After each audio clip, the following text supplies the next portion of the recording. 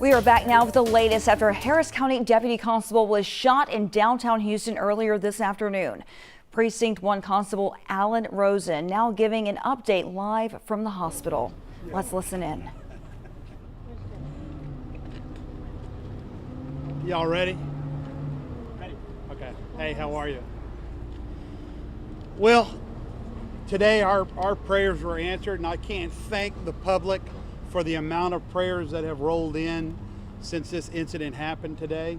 So I want to first by saying thank you to the public for their thoughts, prayers, because they were answered. Deputy Sheila Jones, who's a 30-plus year law enforcement veteran, was shot, and thankfully she had a bulletproof vest on, which saved her from any internal injuries. This was a disturbance, a weapons disturbance, right in our courthouse complex, where we have people that transact business and work every single day. And this could have really been a very bad situation. So law enforcement does what it does, and that means that we neutralize the threat very quickly. And the actual shooter was shot multiple times and is being treated at Memorial Hermann Hospital.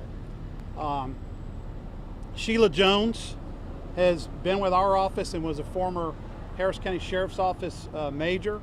She's in good spirits. She's being tended to by the best doctors in the country, and we're thankful for them. I'm also extremely thankful to our law enforcement partners that responded so quickly. You know, in law enforcement, it really is a family, and today was a true testament of that. Multiple agencies arrived on the scene when the shooting took place, and everybody responded very well, in sync with one another. Our district attorney has been not only at the hospital, was at the scene. I'm thankful for you, District Attorney Sean Tier, and all of our other law enforcement partners that have been here.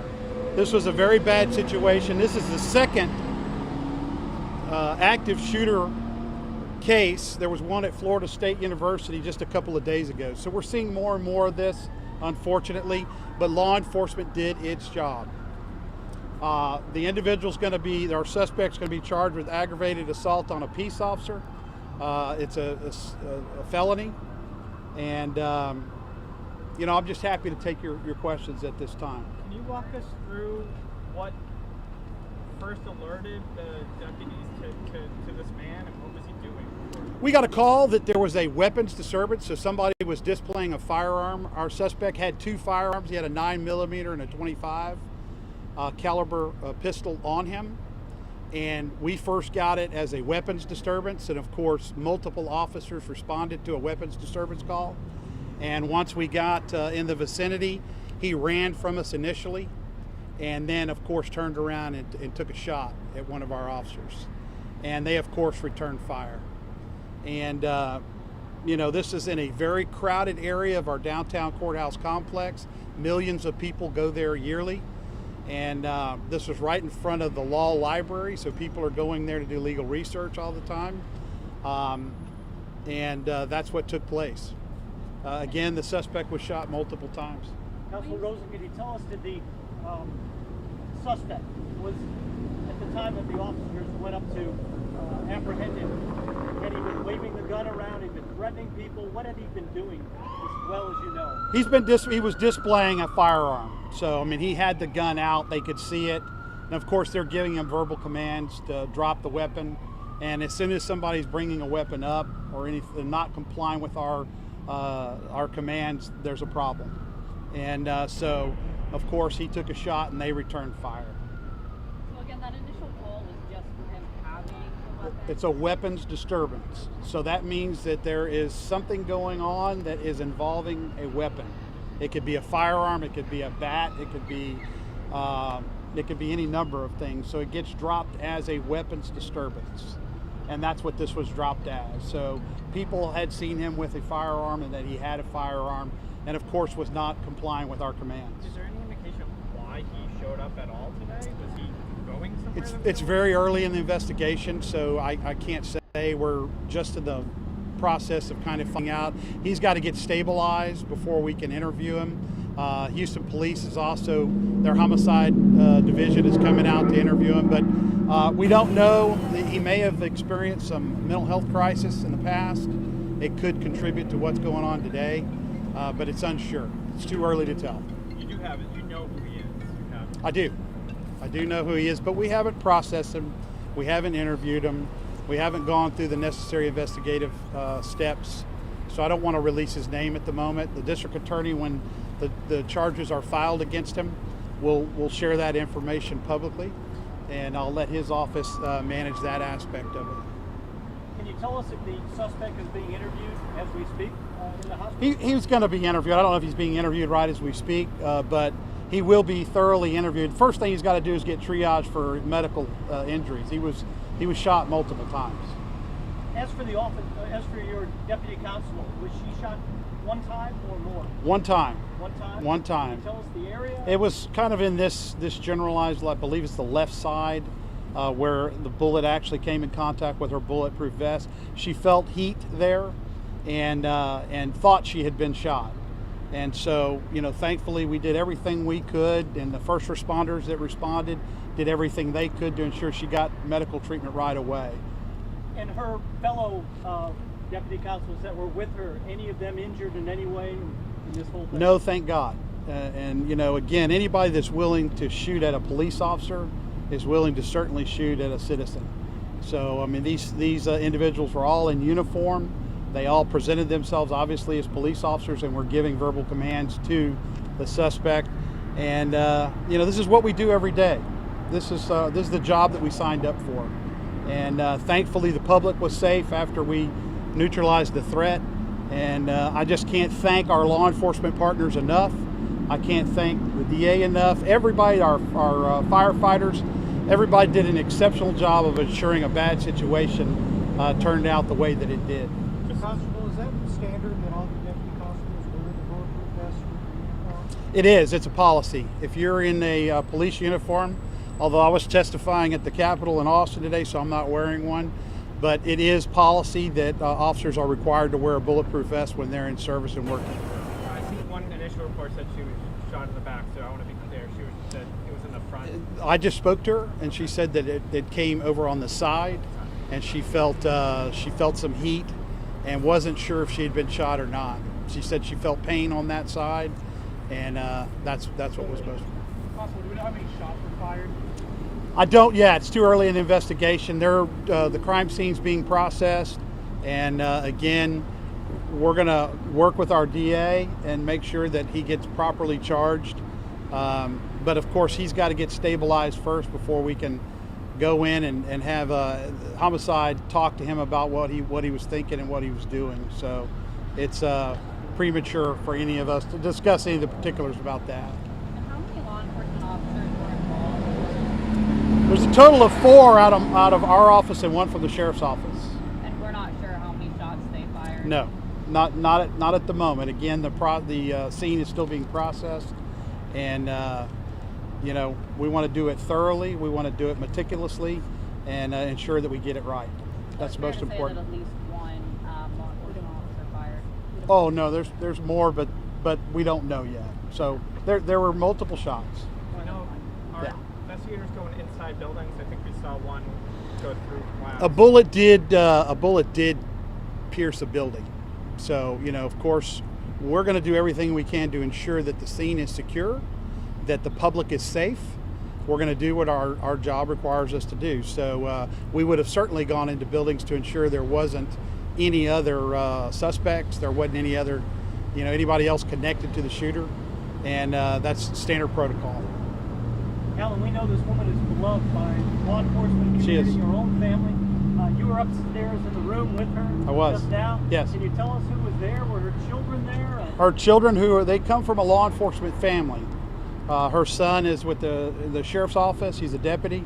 I spoke to the family while I was traveling back. Everybody has been in good spirits and has had positive thoughts. And of course, I have our chaplain here who said some prayers in and around her bed. And it was a very warm, loving environment inside that hospital. She is beloved, and we're just so thankful that she's doing well, and she's recovering. and she's in good spirits. That was the best news I got on the way home. Is she expected to be released tonight? I don't want to say when she's going to be released because I'm not sure. I hadn't spoken to her doctor, but I'm just so thankful. Anytime, it's the worst call I can get as a police administrator is one of your officers had been shot, and it's the worst. It's my nightmare, and so I'm just thankful that she's okay. She wasn't more seriously injured. That bulletproof vest obviously is the technology to thank, and we're just really happy. It's a good day for the way this worked out, and the suspect being shot. Yeah, anytime a human being is shot, it's not a good thing, and that's the last thing law enforcement wants to do is engage somebody where they have to shoot them. It's the worst day for that officer, let me assure you. And you said no internal injuries? No internal injuries. Okay. No, ma'am. The suspect, is he expected to survive? He is, but there's going to be a lot of surgery he's going to have to go through. Yeah. Now, can you give us just a more clear idea what her job was? Sure. With your department. She's actually assigned to the downtown courthouse complex, which is responsible for the safety and security of anybody that works and transacts business at the courthouse complex. So she's actually specifically to the law library and that whole 1019 Congress building. And she is a career law enforcement person. We love her. She's part of our law enforcement family. And I was actually shocked. And some of the officers that were involved, one of them's about to retire. So imagine that. You're at the end of your career and you get involved in a situation like this. So she just does a great job. She's a people person. She cares about the job that she does. She cares about protecting the public, which is why she was where she was. Is responding to that call of a weapons disturbance, and she did it very well. I'm going to give our DA an opportunity to talk about maybe any of the charges or anything else.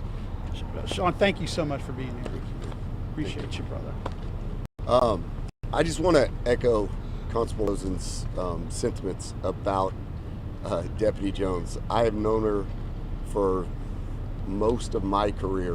When she was a major and a captain in District 5 working traffic, I've made countless crash scenes with her. She's a staple, and it was no different today in the hospital. She is in great spirits, and just thank God she's okay.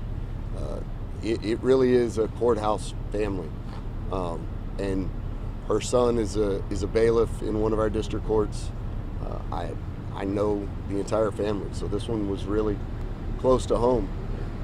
And watching what I've seen so far from the investigation, she did what she always does. She runs toward the danger when others run away. She is the consummate hero. She saw a situation that could have been catastrophic. He was armed with multiple firearms, displaying them, and obviously willing to shoot.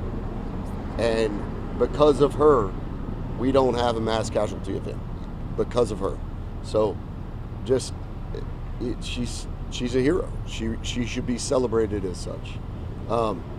So far, we have accepted aggravated assault on a peace officer for one individual. Deputy Jones is the complainant.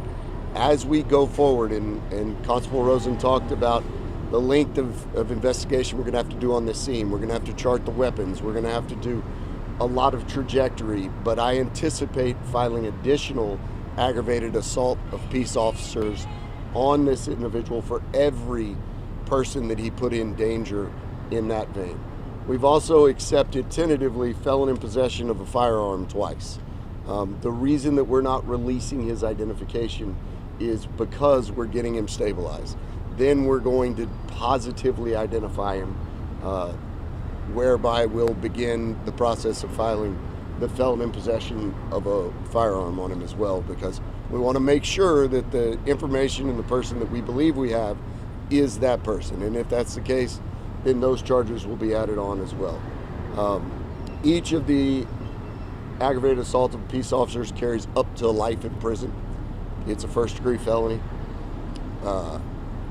And the felon in possession of firearms will be second-degree felonies because he's a felon and brandishing the weapons outside as opposed to just possessing them in a car. So we're gonna file whatever charges are appropriate and we can, and we're gonna continue to do so on an ongoing basis as the investigation proceeds. And at this moment, he's charged with not simply, but solely with aggravated assault on a peace officer. That's right. And those are, the way the process works is that we accept the charge. That places him in the process of being detained and having the charges actually filed. Because he is at the hospital as opposed to the Joint Processing Center, it's a slower process for us to get the documentation, to get what we call a mobile AFIS, fingerprinting to positively identify him. All of those things are slower. It's called blind booking. But we anticipate that in the next 24 hours, having the charging documents for, at the minimum, that one case filed. But he is currently in custody and will remain in custody. Can either of you clarify when something changes from an open constitutional carry situation to a weapons complaint? We've got Sure. some readers that have asked. Yeah, no, Go first. So, in the constitutional carry realm that we live in, you are allowed to have a firearm in plain view, holstered. You are not allowed to take it out and brandish it. That becomes a weapons disturbance, and at no point, if you are a convicted felon, are you allowed to possess a firearm in the public. After a certain number of years, you can have a firearm at your home. That's not the case here, both time and location. And in no circumstance are you allowed to brandish a weapon. And that's what triggers, and obviously the constable will get in more detail, that's what triggers a weapons disturbance to show up and have the heroes do what they did today. You said that beautifully. Perfect. Perfectly put. Yeah, he had 6 prior felonies, so he should not be having a firearm at all in his possession. And Was he recently in court? I'm not sure. I think there was some recent activity involving him. I know both with my office and with the criminal justice system. So both of those, there has been some recent activity with him. Sure has. I do. All the law enforcement agencies that reached out to me today, that contacted me, thank you. We have people from Galveston County, all the constable's office, sheriff's office, Houston Police Department. I can't thank them enough. That's what a law enforcement family is about. The DA being here, and I'm just so pleased with the way this turned out. That she's okay, and she's going to be back at work sometime very soon. So, any other questions? She's an Army vet, correct? Yes. Just A mean Army vet. She's tough. She's tough as nails, I'm going to tell you. She really is. Thank you, Constable. Thank you. Appreciate Thank you, y'all. guys. Thank you. Thank y'all.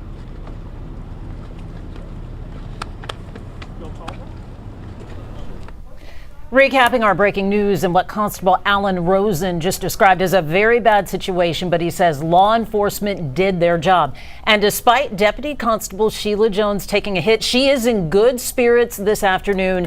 Deputy Constable Jones was shot one time in the left side earlier today during the shootout in downtown Houston. She's being called a hero. Constable Rosen says in addition to Deputy Jones, multiple agencies arrived at the scene where they found the suspect had 2 firearms, a 9mm and a 25mm. He ran away initially, turned around and took a shot at one of the officers right in front of the law library. Then they fired on the suspect, shot him multiple times. He's in custody, being stabilized. We're waiting to learn his identity. Now, the shootout, it happened off Congress and San Jacinto Street around 12:30 this afternoon. This is where the Harris County Family Law Center is located, and a large police presence remains there at this hour. Air 11 is live over the investigation, giving you a view from above, and the streets around the scene, they remain closed. Our team is live from the middle of the crime scene. We go now to Shernmin Chow. Shernmin, you've been there for hours. Yeah, you know, actually, we do our new news every day from our downtown studio just a few blocks away. We just wrapped when I got the text that the shooting had just happened. Raced on over here to San Jacinto and Congress. As you can see, still a very active scene.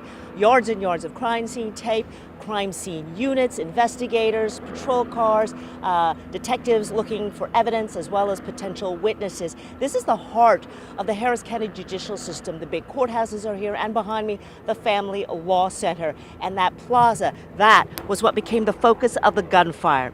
Witnesses tell us it was about 12:20 when they heard the gunshots. According to Harris County Precinct 1, a man who was heavily armed was walking down these streets, quote, brandishing a weapon. Officers, including Precinct 1 Deputy Sheila Jones, stepped outside of the office to assist. She had previously worked for 30 years at the Harris County Sheriff's Office, retiring as a major there, also an Army veteran. During the gunfire, she was struck in the back. Suspect also wounded. One witness tells us that that gunfire was like a scene from a movie and describes the chase. Here, on the trees over here, running down, the officers running that way, and you can see them surrounding that way. You can see them over here, and they were firing specifically over towards this area. I'm surprised if any of this glass is not broken over here. She was transported immediately by a patrol unit to St. Joseph's Hospital, where she was assessed, and it was decided that it was in her best interest to transport her to UT Memorial. Amazingly, no one else besides the deputy and suspect were hurt. Authorities tell us bullets shattered a window in the jury assembly room, as you see there, as well as a window near the tax assessor's office.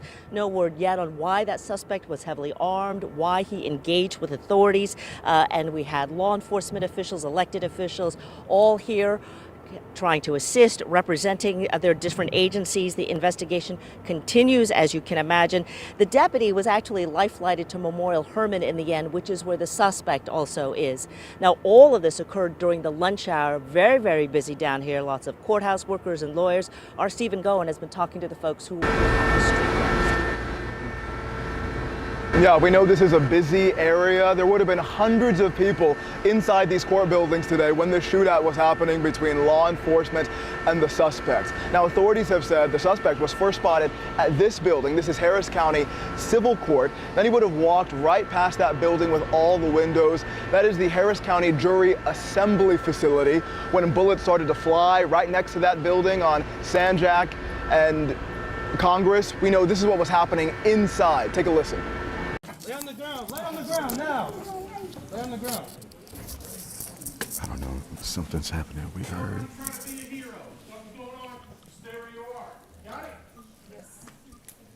Holy shit. Down when they heard those bullets. Today we also spoke to a man who was outside that building when the bullets started to fly. This is what he heard. I know the shots went off very quick. A gentleman was he didn't even move from his seat. He said it sounded like fireworks. No, sir, they did not sound like fireworks. Where were the shots going? The shots were going really all over the place. Everybody, once they heard that first pop, everybody ducked and hit the ground and started running. Now, as was mentioned earlier, authorities have confirmed that no bystanders or witnesses were hurt during all of this, just the suspect and that deputy constable. I did reach out to the Harris County DA's office to try and confirm the status of the jurors that were inside that jury facility to see if they made it to their intended destination today. We are still waiting for specific confirmation on that. But for now, we'll send it back to you. All right, Stephen, thank you. A lot of drama, a lot of trauma for folks. Quick side note, while these streets remain closed, there's a lot of vehicles back there, folks waiting back behind the crime scene tape, unable to retrieve their vehicles until the deputies and the police finish their investigation and allow, motorists to go ahead and retrieve their vehicles. We will, of course, stay on top of this breaking story. For now, you can download the KHOU 11 mobile app, turn on the push notifications. We will send you the latest updates straight to your phone. We're live here in downtown. Sherman Chow, KHOU 11 News. Drama and trauma, as you said, Sherman. Thank you so much. We'll see you again at 5 o'clock.